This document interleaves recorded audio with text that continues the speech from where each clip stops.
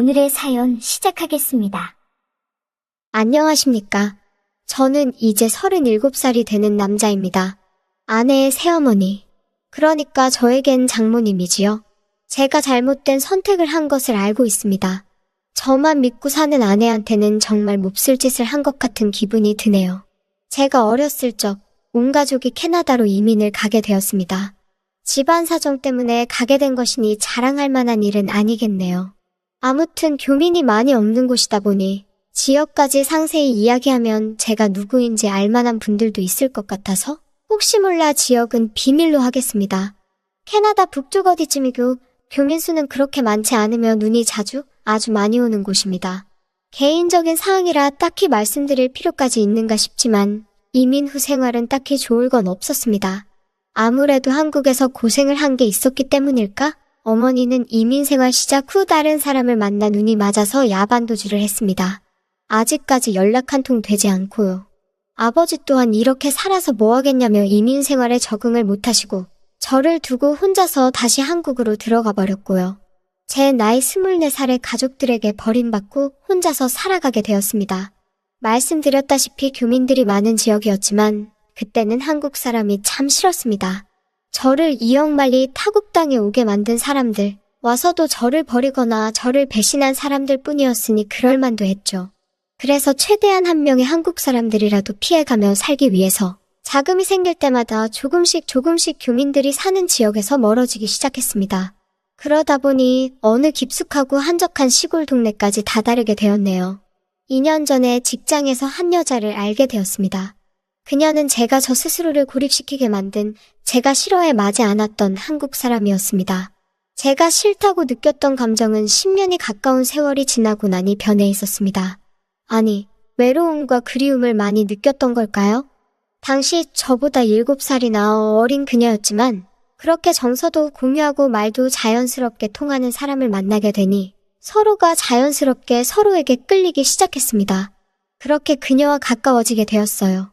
연애를 시작한 지 얼마 되지 않고부터는 그녀와 제가 한 집에서 동거를 시작하게 되었고 결혼을 약속하게 되는 사이까지 발전하게 됩니다.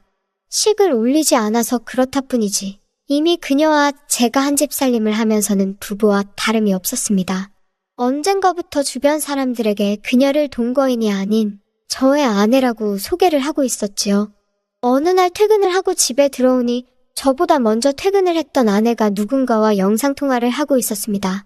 입고 있던 외투를 벗으며 슬쩍 아내의 핸드폰을 바라봤는데 핸드폰 안에서 아내와 대화를 나누고 있던 사람이 엄청난 미인이었습니다. 나이는 저와 살짝 비슷하거나 많아 보이기는 했지만 작은 전화기 화면 너머로 보이는 미모는 솔직히 말했을 때도 제 아내보다 훨씬 화려하고 아름다워 보였습니다. 누구보다 눈이 많이 오는 캐나다에 어울리는 창백하리만치 투명한 피부. 그 피부를 더 새하얗게 보이게 만드는 어깨 뒤로 늘어뜨린 긴 검정색 생머리. 자꾸 시선을 떨쳐낼 수가 없더라고요. 그렇게 통화하는 아내 곁을 떠나지 못하고 있는데 아내가 아빠는 잘 지내? 하면서 아버지의 안부를 묻고 있으니 그녀의 사촌 언니 정도로 생각을 했습니다. 왜냐하면 제 아내한테 형제가 없는 건 제가 이미 알고 있었거든요. 그런데 그 말을 들으니 제가 아내에 대해서 모든 걸 알고 있다고 생각했는데 그녀의 가족 구성원조차 모르다니 내가 아는 게 아무것도 모르는구나 하는 생각이 들었습니다. 이윽고 통화를 마친 아내가 저에게 다가왔어요. 아내에 대해서 좀 더 잘 알아가야겠다 반성하던 차였으니 아내에게 방금 통화한 사람이 누구냐고 물어봤습니다.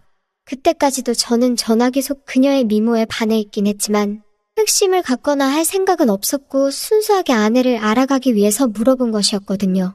그런데 아내의 대답에 저는 더 이상 흑심을 가질 수도 없는 사람이란 걸 알게 되었습니다. 저에게 놀라지 말라고 하면서 방금 자기랑 통화한 사람은 다른 사람이 아니고 자기 엄마라고 하더라고요. 말도 안 되는 소리 하지 말고 똑바로 말하라고 정색을 했습니다.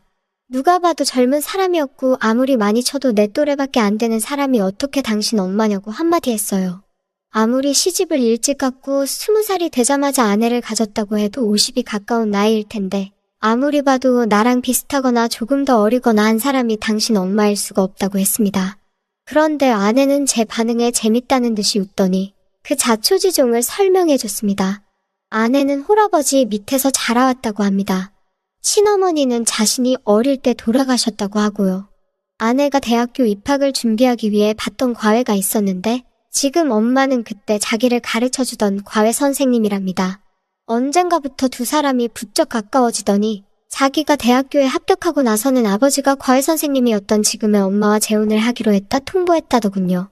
또래의 새어머니를 맞으면 기분이 어떨까 했는데 아내도 아버지가 혼자서 오랫동안 외로워하는 걸 봐왔고 새엄마인 그녀조차도 같이 동고동락하며 대학교 입시를 준비하는 걸 도와줬던 사람이었으니 그렇게 거부감이 들지 않았다고 하더라고요. 오히려 아버지의 재혼을 환영을 해줬다고 합니다. 그리고 새어머니인 그녀도 아내를 사랑으로 감싸주었고 친구이자 언니이자 엄마로 재혼 후에도 아내에게 지극정성이었다고 말해주더군요. 아내도 저희 말에 우리가 같이 한 지가 벌써 몇 년인데 이런 개인사도 말을 안 했다니 새삼 미안하다며 다시 전화기를 들어 자기의 새엄마를 저에게 소개시켜 주었습니다. 작은 핸드폰 너머로 보이는 그녀의 모습은 아까 봤던 대로 정말 아름다웠습니다. 이번에는 먼 발치가 아니라 코앞에서 보고 있는데 요즘 핸드폰 화질이 좋다 보니 코 위에 있는 점까지 또렷하게 보이더군요. 그녀가 눈웃음을 치는데 저도 모르게 속에서 뭔가 불타오르는 게 느껴졌습니다. 그녀를 장모님이라고 부르려는데 입이 잘 떨어지지가 않았습니다. 인정하기 싫다기보다도 저와 비슷한 나이대의 여자에게 그런 호칭을 써도 되는가 싶은 생각이 더 컸어요. 아내는 저녁 준비를 하고 있을 테니 자기 엄마하고 통화 좀 하고 있으라고 하고는 주방으로 향했습니다. 어색해져서 전화를 끊어야 하나 말아야 하나 하고 있는데 전화기 너머 장모님도 알 수 없는 미소를 지으며 저를 바라보고만 있었습니다. 두 사람 사이에 그 어떤 말이 오가지 않았지만 저는 그녀에게 집중을 할 수밖에 없었습니다. 그녀의 앙담은 입술과 지을듯 말듯 티도 안 나게 미소 짓고 있는 모습과 그 눈빛에 저도 모르게 그녀에게 거역을 할 수 없겠다는 생각을 했기 때문입니다. 정말 두 사람 사이에 서로 말 한마디 오가지 않았지만 어색함에 조금 불편함을 느끼던 차였습니다. 아내가 저녁 준비가 끝났다고 이제 그만 전화를 끊고 오라고 하더군요. 식사 때문에 정중하게 이만 전화를 끊겠다고 말하는데 그녀가 저를 불러세우며 저희 개인 연락처를 물었습니다. 조금 의아했는데 아내가 가끔씩 전화를 안 받을 때가 있어서 걱정이 되고는 하니 비상연락망 정도의 느낌으로 물어보는 거라 해서 설명하더라고요. 그런데 그날 이후로 부쩍 장모님으로부터 오는 연락이 매일같이 오기 시작하더군요. 이런 이야기를 하려고 전화를 했다고 싶을 정도로 사소한 이야기를 하실 때도 있었습니다. 저도 싫지만은 않았기 때문에 그 전화에 대해서 그 어떤 의문도 갖지 않았습니다. 겉으로 보이는 외모 때문인지 저에게 전화를 걸어오는 장모님을 장모님이라고 부를 수가 없었어요. 차라리 누나라고 불렀으면 불렀지 도무지 입이 떨어지질 않더라고요. 그녀도 저를 사위라고 부르는 일은 없었습니다. 하루는 아내가 같이 있는데도 계속 저에게 전화를 걸더군요. 연락을 받으니 또 전화를 끊을 생각을 하지를 않아서 부담스러워하고 있는 상황이었습니다. 그래서 어떤 날에는 아예 밖으로 나가 전화를 받기도 했습니다. 왜냐하면 그때쯤부터는 장모님도 아내의 안부를 위해 거는 전화가 아니라 지극히 개인적인 용무로 전화를 걸어 저랑 대화를 나누는 사이가 되어 있었기 때문입니다. 남들 들려주기에는 조금 민망한 대화를 나누고 있었기에 아내가 잠깐 뭔가 준비하는 틈을 타서 밖에 나가서 다시 전화를 받았습니다. 한참 장모님이 전화기 너머로 하는 말에 정신이 빠져 한참 열이 올라 있는 상황이었는데 아내가 뒤에서 저를 툭 치더라고요. 깜짝 놀라서 정말 그 자리에서 쓰러질 뻔했습니다. 아내가 누구랑 통화를 하길래 밖에서 전화까지 하고 있냐는 말에 당황을 했어요. 재혼한 젊고 예쁜 너네 엄마라고 말을 솔직하게 해줘야 하나 그런 고민을 하고 있는데 장모님이 자기가 해결하겠다고 아내를 바꾸랍니다. 저는 이제 다 들켜버린 거구나 하고 망했다는 생각을 하고 조마조마해하고 있었습니다. 전화를 넘겨받은 아내도 처음에는 조금 심각한 표정이었는데 전화를 받고 얼마 지나지 않아서 얼굴이 활짝 피더라고요. 저는 오히려 더 의심을 사지 않을까 했는데 장모님이 무슨 말을 해서 아내의 기분을 저렇게 좋게 만든 건가 싶었습니다. 저는 두 사람이 무슨 이야기를 하는지 알 방도가 없으니 답답하기만 했어요. 통화가 끝난 건지 아내가 저한테 전화기를 건네줬고 저한테 어떻게 자기한테 말도 없이 그럴 수 있냐고 묻더라고요. 장모님이 무슨 이야기를 했는지 모르는 상황에 아내 입에서 나온 말에 저도 억장이 무너지는 것 같았습니다. 이제 다 끝났구나 싶었는데 아내가 저를 와락 안아줬어요. 어떻게 돌아가는 상황인지 모르니 당황스러웠는데 아내가 기뻐하면서 하는 말이 장모님이 대충 전화로 저와 아내의 결혼식에 대해서 물어봤다는 말을 했다고 하더라고요. 그리고 일단 캐나다에서 작게 결혼식을 올리는 게 어떻겠냐며 장인어른과 장모님이 캐나다에 방문을 하겠다고요. 아내는 뛸 듯이 기뻐하며 저보고 속이 깊은 사람이라고 했습니다. 제가 아내가 친엄마처럼 여기던 사람과 전화로 뭘 했는지도 모르고 그렇게 기뻐하는 모습을 보니 미안하기까지 했어요. 아내는 캐나다에 살면서 젊은 시절에 웨딩드레스 입는 거는 포기하고 있었는데 정말 고맙다며 엄청 감동한 눈치였습니다. 왜냐하면 제가 군입대 때문에 다시 한국으로 들어가기 조금 어려운 상황이라 한국에 들어갈 방법이 따로 없어서 가지고요. 아무튼 그렇게 갑작스럽게 결혼식을 준비하게 되었고 몇 달 지나지 않아서 장모님과 장인어른이 비행기를 타고 이 지역으로 도착하게 되었습니다. 아내는 오랜만에 가족들을 만난다는 생각에 기분이 한층 업돼 보였어요. 저는 하지만 속으로 오만 가지 생각이 들었습니다. 장모님이 또 어떤 돌발 행동을 해올지 몰랐으니까요. 공항에서 실물로 처음 만난 장모님은 손바닥만한 전화기 화면 속에서 보던 것보다 훨씬 아름다웠습니다. 키도 크고 화장이 진하긴 하지만 그만큼 더 새하얀 피부가 강조되었어요. 제가 좋아했던 검은 생머리는 파마를 해서 두꺼운 웨이브를 지게 만들었더라고요. 하지만 도무지 10시간이 넘는 장거리 비행을 하고 도착한 사람이라고는 생각이 들지 않을 정도로 장모님은 아름다웠습니다.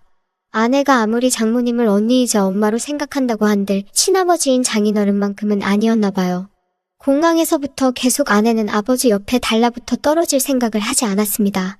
덕분에 어디를 걷더라도 제 옆에는 항상 장모님이 같이 있었고 그만큼 저는 장모님과 또 시간을 보내게 되었어요. 두 사람이 못 듣는다는 걸 확신하는 자리에서는 장모님이 저를 실제로 보니 어떻게 해주고 어떻게 해버리고 싶다 뭐 이런 식으로 짓궂은 농담을 하는데 정말 저도 부끄러워서 고개가 들어지지 않더라고요. 두 사람은 2달이라는 꽤나 긴 장기 일정으로 놀러오게 되었습니다. 그동안에 결혼식 준비며 본식도 올리고 있는 만큼 여기 구경도 하다가 가려던 계획이었던 것 같아요. 처음 2주는 시차 적응 때문에 아무것도 못하더라고요. 새벽 출근이 있어서 일찍 일어날라 치면 1층 거실에서 창밖을 바라보고 있는 장모님을 매번 마주치게 되었습니다.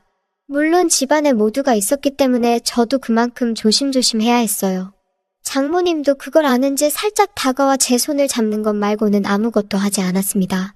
그리고 두 사람이 시차 적응이 완전히 끝난 첫 주말이었습니다. 밖에 대설주의보가 내려와 있는데도 아내는 가족들과 나들이를 가고 싶다고 하더라고요. 장모님은 몸 상태가 조금 안 좋다고 해서 집에 쉬게 되었고 저는 아내와 장인어른을 따라 밖에 나오게 되었습니다. 차로 한 20분쯤 이동했을 때 장모님한테서 아내에게 전화가 왔어요. 눈도 많이 온다고 하고 혼자 있는 게 조금 무서워서 그런데 그냥 오늘 나가지 않으면 안 되냐고요. 아내가 아쉬워하는 분위기였지만 하는 수 없이 차를 돌려서 돌아오기로 정하려고 하던 찰나였습니다. 아내가 집에다가 저를 내려줄 테니 저라도 집에 있어달라고 하더라고요. 아버지랑 꼭 나가고 싶다고 하면서요. 그때 저는 속으로 그날 무슨 일이 나도 나겠다는 예감을 하게 되었지만 딱히 그러지 않겠다는 말도 하지 않았습니다. 집에 오는 길에도 눈발이 꽤나 날리기에 집에 도착하면 아내가 그냥 나가지 말자고 할 수도 있겠다는 생각을 했는데 그렇지 않았어요. 정말 저를 내려주고 두 사람은 다시 출발하더라고요. 솔직히 마음속에는 제가 집에 들어가면 큰일이 나겠다는 생각이 들어서 갈까 말까 많이 망설였습니다. 그런데 눈이 너무 내려서 결국 집으로 들어갈 수밖에 없었어요. 집 안에 들어가니 장모님은 거실 소파에 누워서 잠에 들어 있었습니다. 잠자는 모습이 참 아름답더라고요. 그래도 이렇게 주무시고 계시니 다행이다라는 생각이 들었습니다. 이불을 꺼내와 자고 있는 그녀의 위로 덮어주었고 소파에서 잠든 그녀를 뒤로하고 저도 방에 들어가서 잠을 청했습니다. 1~2시간쯤 잠을 청한 것 같은데 아내한테 전화가 왔어요. 결국 제 예상대로 눈 때문에 갇혀서 이틀 정도는 오도 가도 못하게 되었다는 소식을 전하더라고요. 저는 그 말을 들었을 때 이미 모든 걸 포기해버렸습니다. 이틀이라는 긴 시간은 제가 제 의지로 저를 다스릴 수 있는 시간이 아니라고 생각을 했어요. 그 길로 저는 거실로 나가 자고 있는 장모님을 깨웠습니다. 사정을 설명하고 그래서 우리는 이틀 동안 단둘이 이 집에서 지내게 되었다고요. 잠에서 덜 깬 장모님은 저를 보고 슬쩍 웃더라고요. 이제서야 방해꾼이 없어졌다는 말을 하고서는 말이죠. 사실 장모님은 제가 어떻게든 기회를 만들 줄 알았는데 그러지 않아서 답답했다고 하더라고요. 오늘 짧게나마 같이 있게 된 줄 알았더니 이렇게 길게 같이 있게 될 줄은 몰랐다고 하면서요. 저도 이 상황을 기대하기는 했지만 그렇다고 마냥 이 상황을 즐길 수는 없었습니다. 저 때문에 결혼식까지 포기했던 아내 생각을 하면서 아내에게 죄책감 또한 가지고 있었기 때문에요. 그래서 제 옆에 너무 가까이 붙는 그녀에게 장모님, 너무 가까이 서 계신 것 아닌가요? 라고 말을 했더니 그녀가 제 입을 틀어막으며 오늘만큼은 장모님이 아니라 그냥 누나가 하고 싶다고 누나라고 불러달라고 하더라고요. 아내와 장인어른이 집에 들어온 건 예상했던 이틀보다 빠른 다음 날이었습니다. 문이 열리는 소리에 정말 손살같이 재빠르게 제 방으로 뛰어들어갔네요. 눈이 펑펑 내리는데 우통을 까고 자냐고 아내가 한 소리를 하기는 했는데 장인어른이나 아내는 당연히 장모님과 저 사이에 그런 일이 있었을 거라고 생각하지는 않았나 봐요. 두 사람 다 그냥 눈이 얼마나 왔는지만 이야기하지 둘이서 집에서 뭐 했는지는 관심도 없었으니까요. 장모님은 그날 저를 따로 불러내서 또 폭설이 오지 않는다면 어제의 일은 가족들을 위해 우리만 간직하자고 말을 해왔습니다. 그렇게 정말 거짓말같이 더 이상 눈은 내리지 않았고 예정대로 집 근처에 있는 성당에서 두 분의 축하 속에 아내와 저는 결혼식을 올렸지요. 저는 아내에게 비밀을 간직한 채 결혼 생활을 이어가고 있습니다. 장모님은 귀국한 날 이후로 저에게 개인적으로 연락하는 일이 없었어요. 아내와 또 영상통화를 하고 있을 때 제가 기웃거리기라도 하면 장모님이 우리 사위가 보고 싶다면서 자기는 캐나다에서 눈이 많이 오던 그날이 아직도 기억이 난다고 하십니다.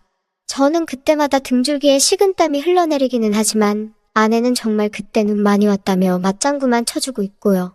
아내에게 이런 걸 숨긴 채 제가 과연 행복한 결혼 생활을 이어갈 수 있을지는 잘 모르겠습니다. 저도 가끔씩 장모님이 보고 싶을 때가 있거든요.